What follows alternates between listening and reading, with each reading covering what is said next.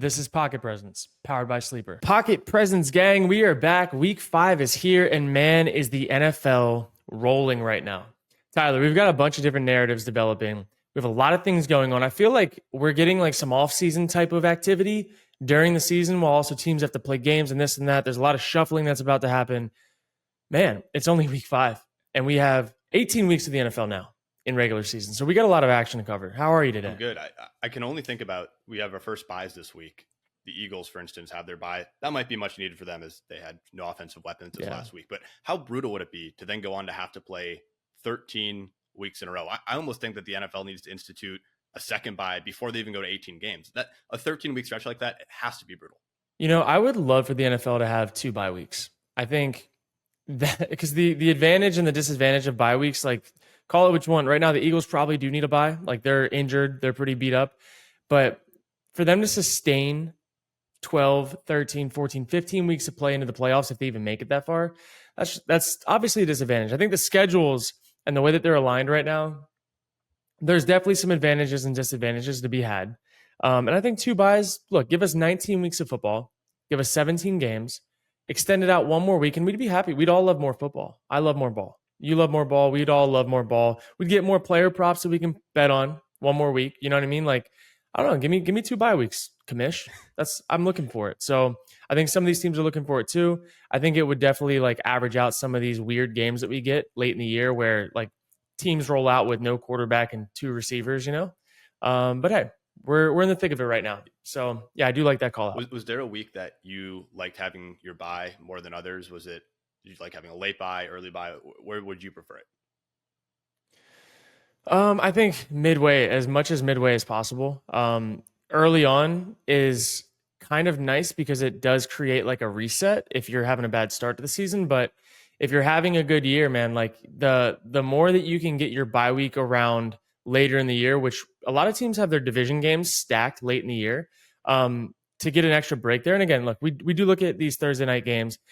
If you play on Thursday night, you do get like a 10-day-ish off from playing. So like people look at them as mini buys. I don't know who it was this past week that talked about it as kind of like a bye week. Maybe it was Aaron Rodgers. But I don't know, man. It does feel like with how long the season is, 2 bye weeks just makes sense. You see college going to it and they only have 12 games. Some of these teams have multiple buys. So yeah, I do think it'll be down in the pipeline. I'm sure the CBA is going to be talking about it. You know, like that always comes up. That'll be one of the bargaining things along with marijuana. So, yeah, I think we're going to be rolling pretty soon with that. Yeah, it always is. You alluded to it. We have some off-season activity mid-season. No story is bigger than Davante Adams looking to be traded. A lot of people seem to think it's a foregone conclusion that he's going to be a New York Jet, but I want you to walk me through where you think some of his best landing spots might be. Yeah, well, if I'm taking his friendship with Aaron Rodgers and his chemistry in that offense out, I think the Jets is the number 1 landing spot, obviously. I think he can go in, he can play week 1 or his first week there. He could be someone, in my opinion, that Garrett Wilson needs. Like, I'm watching Garrett Wilson tape this year, and it's not great. Like, Garrett Wilson's not playing great football this year. And it just is what it is. He's not playing up to the expectations that I believe a true X receiver should have. And Davante Adams can go step into that role right now and maybe teach Garrett Wilson visually how to do it. Because right now, Garrett Wilson's just not quite that guy. He's explosive when he gets the ball in his hands sometimes, but little mistakes, little miscues. He's just not ready, in my opinion. Take it for what it's worth. Now, if he does not go there, I would love to see him go to Pittsburgh. I think if you got Justin Fields, another weapon besides Pickens, Pittsburgh, again, look, I was wrong about Pittsburgh this year. I thought that they were not going to be good. I was also under the assumption that Russell Wilson would be playing football for them. I love them with Justin Fields. Absolutely love them. We've said it since day one. If Justin Fields starts, they have a good chance. And now they're looking good. I know they lost a game last week, but they should have won that game. The refs blew the call. The refs came out on Monday after the game, said they blew the call, and that changed everything for the game. The Steelers would have had a chance to at least go to overtime, if not win, if they scored a touchdown on that drive. For those of you that saw the game, you know what I'm talking about. So the Steelers are close. The Bengals suck. The Browns suck. The Ravens are top dogs, but kind of not. Give them one more weapon with that nasty defense, and Justin Fields is in a whole new situation than when he was a year ago. So I would love to see him go to either the Jets or the Steelers at this point. One team that you didn't mention, and it's probably unlikely given the divisional nature of this, but the Chiefs need a wide receiver. We saw Rashee Rice goes down. It Yeah. looks like he might have avoided an ACL tear, but regardless, there's going to be a need for a wide receiver there. Maybe it's Davante Adams. The Dolphins are obviously floundering, and maybe it could be a Tyreek Hill reunion. What do you think the Chiefs do in that wide receiver spot? Or do they just do what they did last year and they say, we have Patrick Mahomes, we don't need a wide receiver one? You know, this is interesting because this will come down to the timeline of Hollywood Brown's injury. And I know it was a little more serious than they had initially thought. They delayed the surgery a little longer than they initially had wanted to. I think the Chiefs need to make a move because you look at them right now, dude, they are this close to falling apart. And I don't care. Say what you want, 4-0, say what you want, Patrick Mahomes, Andy Reid. They are this close to falling apart right now. And Travis Kelce clearly doesn't have the same juice in the tank. He still makes his plays here and there, but they cannot live and die with Patrick Mahomes and Travis Kelce this year. They don't have it. Their defense isn't as good as it was last year. It's still good, but it's not as good. They will not be a 12, 13 win team if they don't get somebody for Patrick Mahomes to come play X and give them some extra juice. Xavier Worthy can make deep plays every once in a while, but he's not going to be that go-to guy on third down. They're going to double Kelce, and then someone else is going to have to step up. And right now, they have no one else to step up, in my opinion. They got to make a move. I also don't know if Tyreek Hill is their solution either. They have their speed threat. Like Tyreek Hill would obviously help, but I don't know, man. I'm looking at maybe some of these other teams. Like, what about the Broncos? I mean, I know the Broncos won't trade with him, but they need a guy like Cortland Sutton that's in a bad situation that they can go pluck out. And around the league, you look, it's like, okay, like who is that receiver? I don't even know at this point. And we can go look at the standings right now and kind of see who's in shambles. I have a name I want to throw out. But I don't know, man. Like, who can they get? I have a name. Amari Cooper just restructured his contract. His cap hit this year, I believe, will only be $615,000. The Browns probably going in a different direction. He's an older receiver. Maybe Amari Cooper, someone they put on the block. I don't think so, man. Okay. I just, from what I've seen out of Amari Cooper this year, he doesn't look like he should be like on the field as much as he is. This drop off that he's had has been crazy.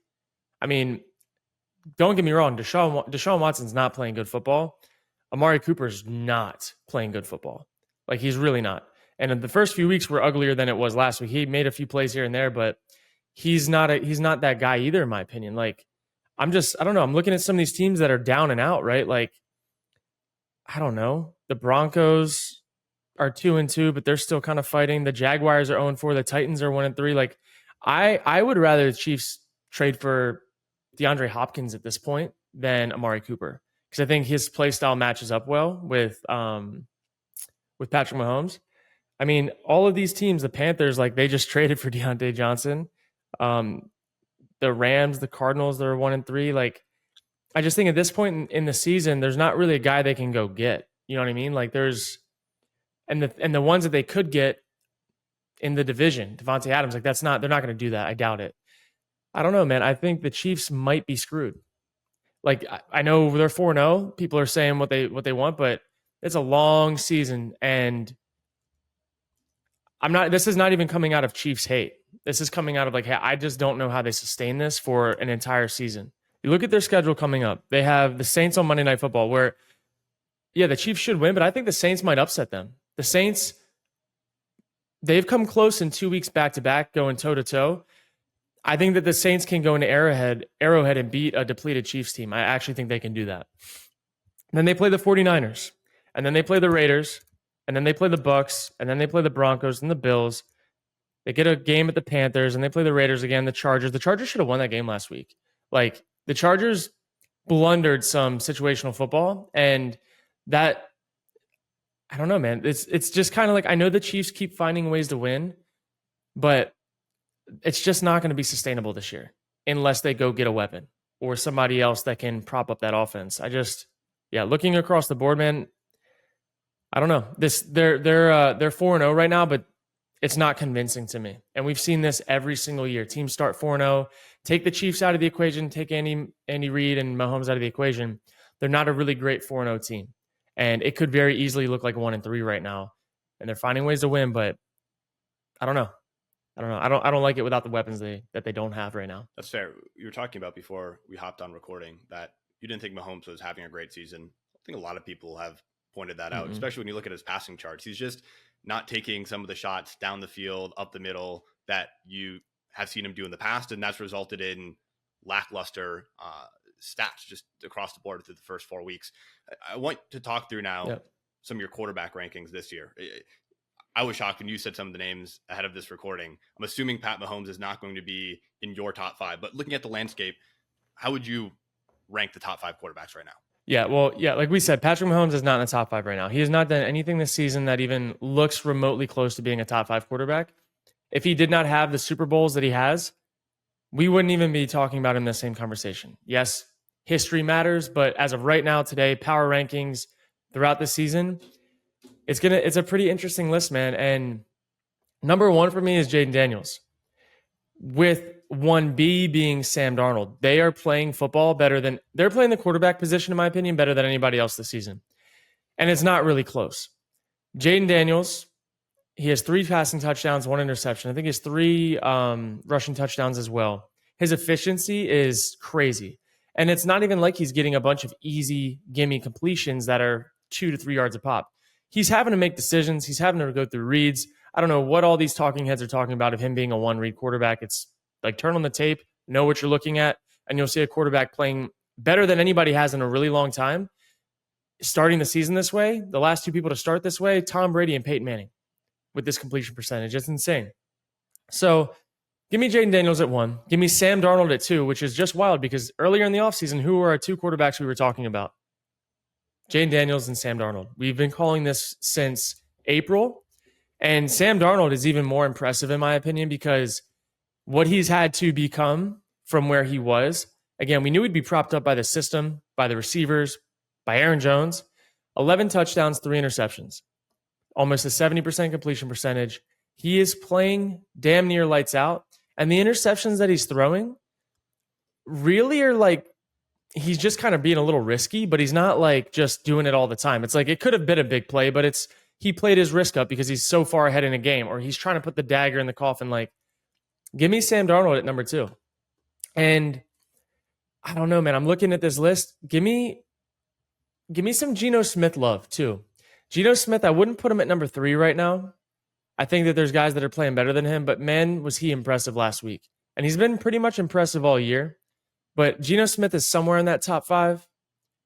Joe Burrow, as of last week, like Joe Burrow, honestly, all year has been playing pretty good football. He just fumbles too damn much. I got to put Joe Burrow in the top 5. He's got 7 touchdowns, 1 interception, 70% completion percentage. He's done enough for his team to not be 1-3. Like, Joe Burrow is not the reason why they're 1-3 right now. And then I'm looking down across the board. Give me Lamar Jackson, who's playing really, really good football, and then Josh Allen. And so if I'm going to talk about all of those guys in an order, my top 5 probably looks like Jaden Daniels 1, Sam Darnold 2, Lamar Jackson 3, Josh Allen 4, Joe Burrow 5. And again, I could probably shuffle out a few other guys. Like, there's guys that are playing right in that middle of the pack of the top 10. But that's how I'm going to go with it today. I want to get your take on this. As I look through completion percentages, you mentioned Jaden Daniels with an 82.1% completion percentage through 4 weeks, which is a record. As I scroll down this list, you have to get to number 20, between 19 and 20, where a quarterback goes below 65%. I've always assumed the standard for NFL completion percentage is somewhere in that mid 60s. What is it about this year where completion percentages are so high? At the same time, passing yards are down. There seems to be some correlation there. Walk me through what you're seeing. Yeah, so we've seen it a little bit. People talking about how many teams are playing too high shell on defense. Too high shell lends itself to having a higher completion percentage from the quarterback and a lower yards per attempt or yards per completion. So too high shell lends itself to quarterbacks having a higher completion percentage because there's less defenders underneath, but less yards per completion because there's more guys that can rally to make the tackle. It's less running forward routes, more stopping routes.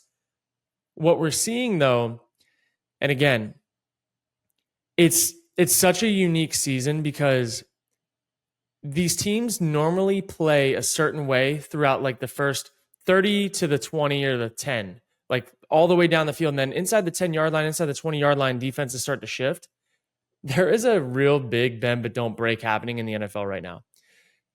Teams are not willing to give these offenses just free shots to the end zone. And you even saw it in the Commanders game versus the Bengals a few weeks ago. Jamar Chase had his deep touchdown pass early in the game, and then they did not give him that opportunity the rest of the game until the very end. And so defenses, I think, are just trying to keep things in front of them and play the field position game, play the field goal game. And look, you see teams that get down to like the 2-yard line and they're trying to get points on the goal line. It's harder to score from the 2-yard line than it is from the 5-yard line because there's less space. And so I just think that whole philosophy is translating into more of like open downs, open field play than it is just in the low red. And it's working so far. And at the end of the day, the reason why Jaden Daniels is playing so well is because he has been the most patient out of any quarterback in the league this year. Okay, you want to make me take 2-3 yards a pop? I will do that on a 15-play drive, every single drive all the way down the field. They've gotten into 3rd and short and 4th and short so often this season because they weren't necessarily having to get it on 2nd and 8, 3rd and 8. They were just playing what do I have to do to get a first down? And that's why the Commanders have been so good this year. Love that. I love that take. Let's hop into some games here. We're going to go through 5 of them, and we're going to start across the pond in London. Jets versus Minnesota. Minnesota's favored by 2.5 right now. Little battle of the West Coast schemes. Minnesota's rolling, and the Jets are going to need to bounce back here. Jets need to bounce back. And, this game's weird because, again, the Vikings are rolling, and I keep kind of like not doubting them, but I'm like, this can't be this isn't going to be the week it just keeps rolling like that, right? The Jets defense is their one thing that can just disrupt anything. And if the Jets just play sound defense, which they have, they need to play sound defense plus create turnovers that get capitalized on. I think that the Vikings are due for a little bit of a regression.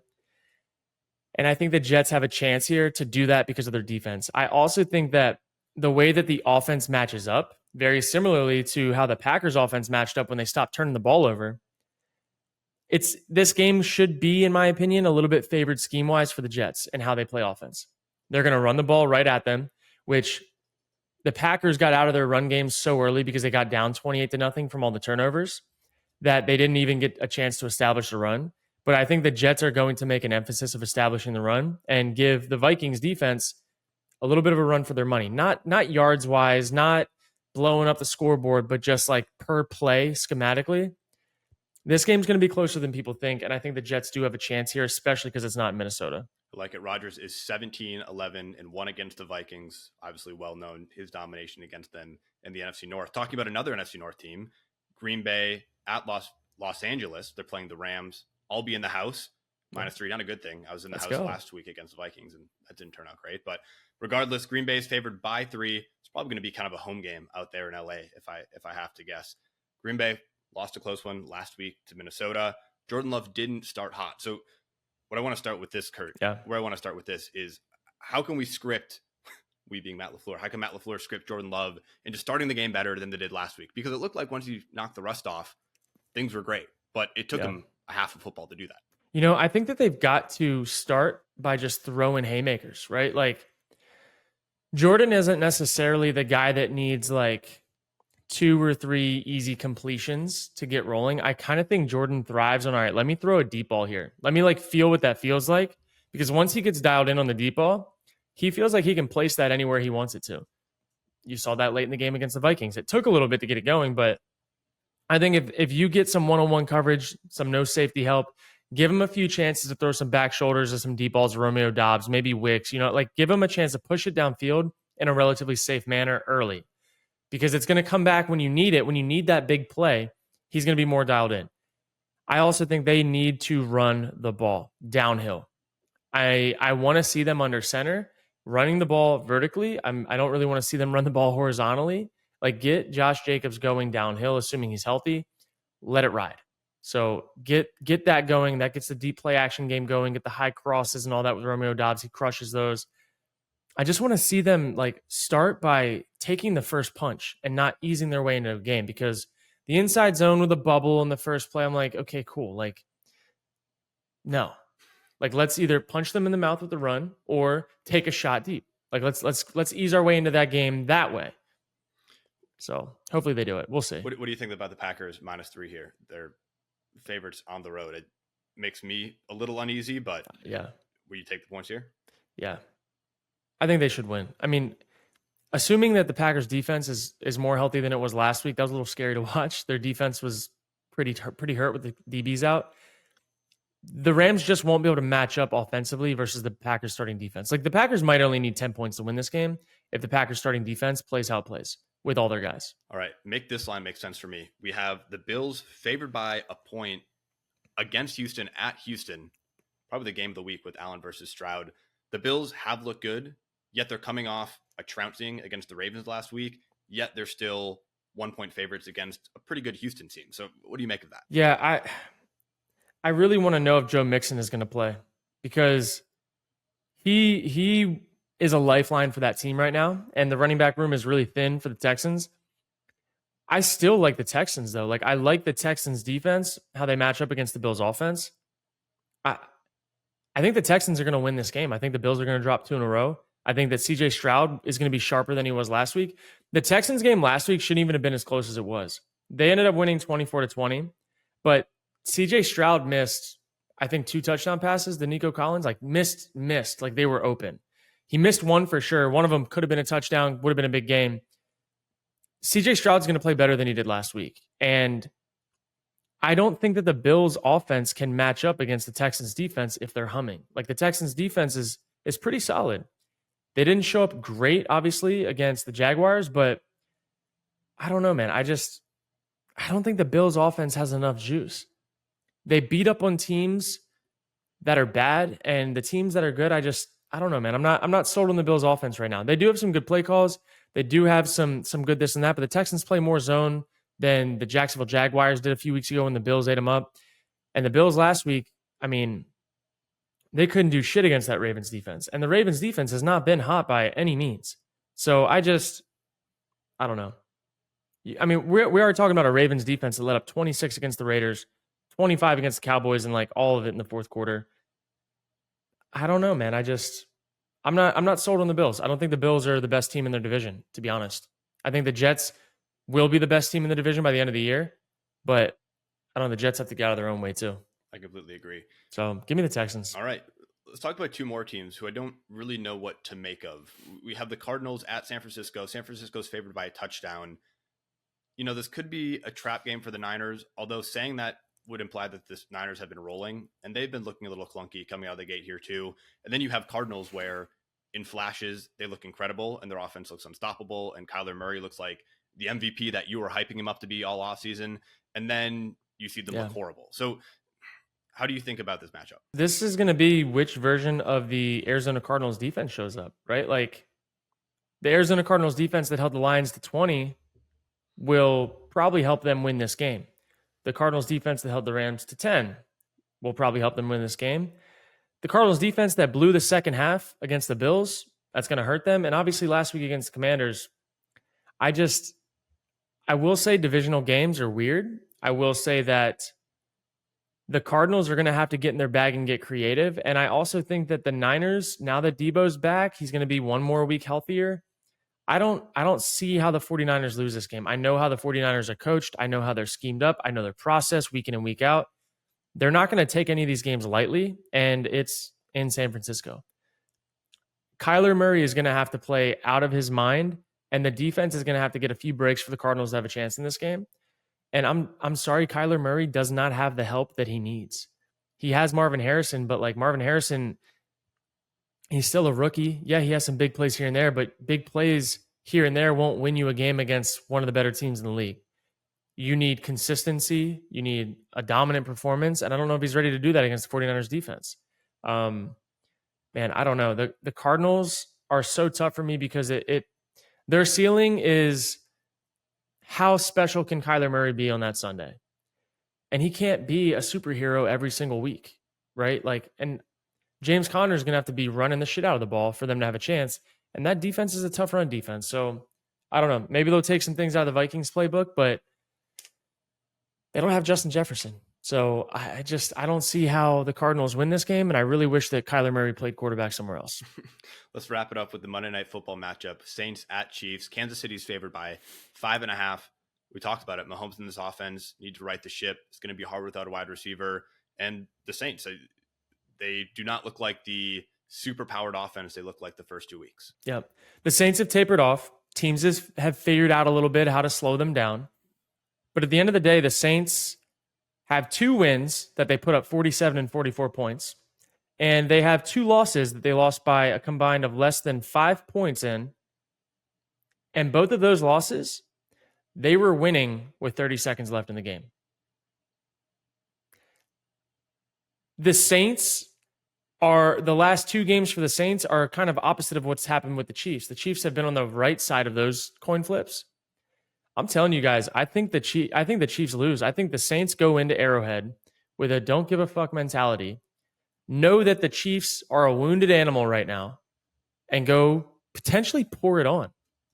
I've been in those situations in games, not in the games playing, a part of those teams where you just kind of know, hey, like this might not go well. And I'm looking at this game. This one is a big old circled game for me. I think the Chiefs lose this game, dude. The Saints have the type of offense that firepower-wise could get out to a 14-0 lead, could get out to a 17-0 lead, and the Chiefs don't have enough to come back from that right now. They're not going to be able to go hurry up and throw to whoever the hell they have on their team to come back from a deficit like that. If the Saints can get Alvin Kamara going, if they can get Olave going, if they can get Shaheed behind coverage, and if Derek Carr can just fucking stay poised, the Saints should win this game. Like I'm looking at this and I think the Saints are the better football team. So the 5.5, whatever, I'd love it at plus 7.5 for sure. But I like their money line this week. I think they're like plus 200, plus 210. For the value, I think this game should only be like Chiefs minus 130 pregame, minus 140, maybe minus 120. Like this is not the Chiefs are not 5.5 points better than the Saints. I promise that.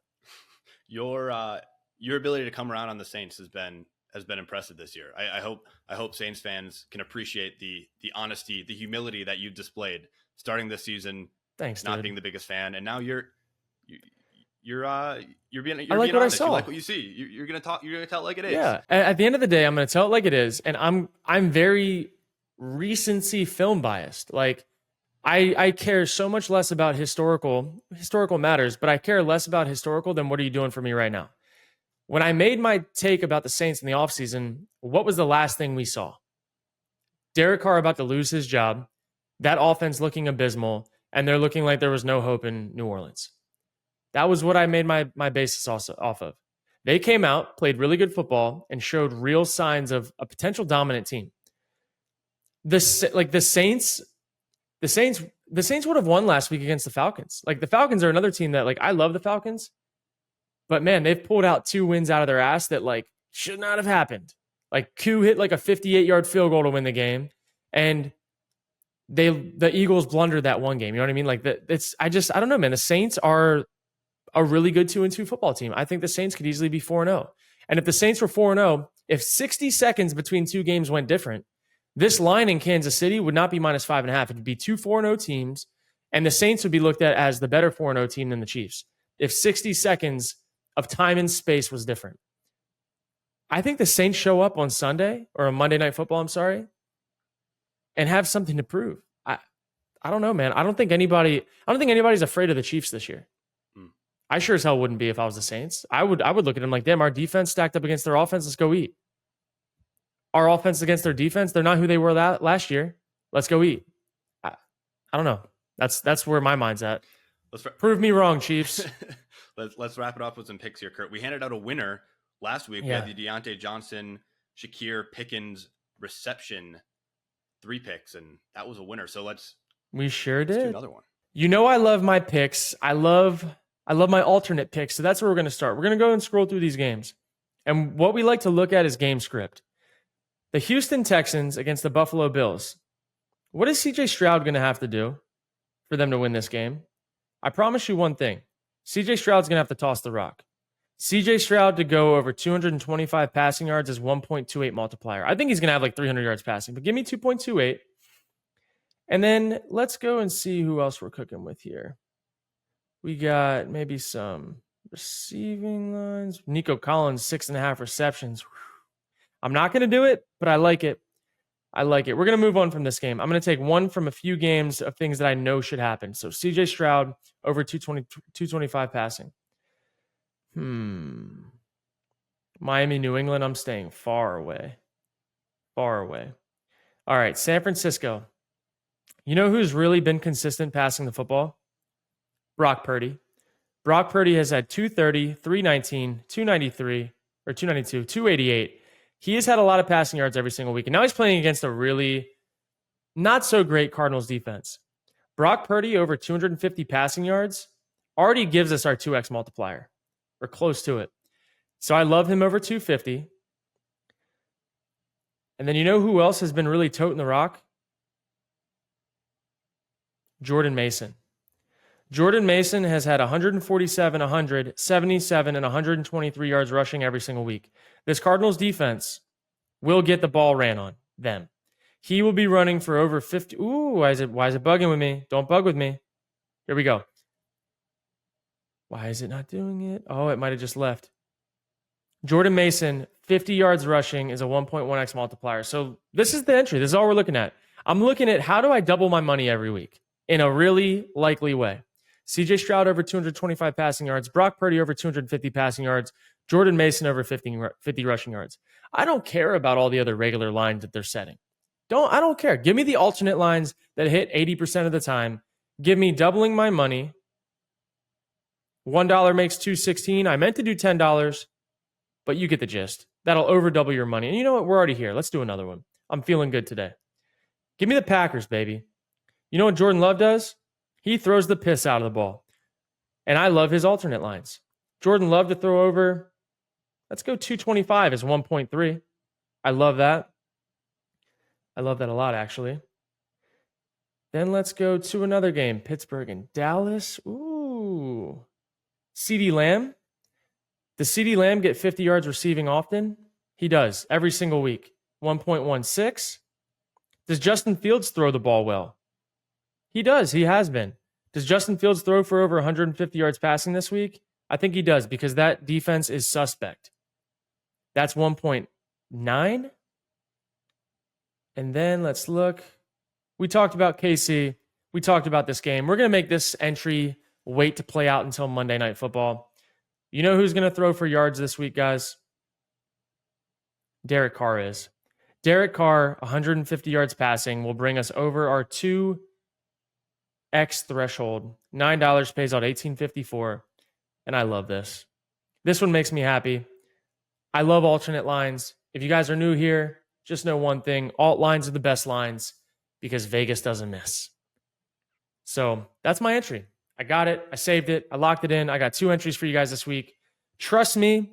Do not try to go for the 8Xs, the 10Xs, the 25Xs. Go for the 2Xs. If you 2X your money every single week on likely things to happen, you'll look up in 18 weeks and be very happy you didn't just try to 10X it every week. Because after a few weeks, you will have 10X'd.